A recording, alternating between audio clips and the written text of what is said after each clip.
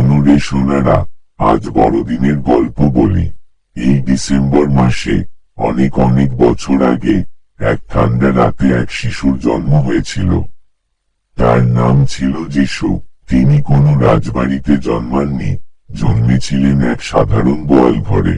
চারদিকে ছিল না সোনার রূপো, ছিল শুধু মায়ের মমতা আর আকাশ ভরা তারার আলো। সেই ছোট শিশুই বড় হয়ে মানুষকে শিখিয়েছিলেন কিভাবে ভালোবাসতে হয়।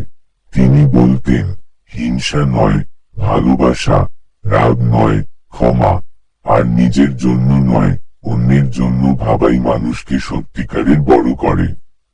তাই বড়দিন এলেই মানুষ আনন্দ করে, আলো জ্বালায়, গান গায়।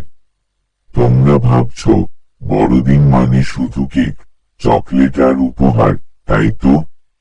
কিন্তু না রে, আসল বড়দিন আরো গভীর। কারো কষ্ট দেখলে পাশে দাঁড়ানো, গরিবকে সাহায্য করা, মন খারাপ মানুষটার মুখে হাসি ফোটানো, এই সবই বড়দিনের শিক্ষা। এই দিনটা আমাদের মনে করিয়ে দেয় আমরা সবাই একে অপরের আপন। যদি মনটা ভালো থাকে তাহলেই ঘর আলো হয়। গাছের মতো মানুষও ভালোবাসা পেলে বড় হয়। তোমরা যদি বড় হয়ে সৎ হও, দয়ালু হও, আর সবাইকে ভালোবাসো, তবেই দাদুর গল্প সার্থক হবে।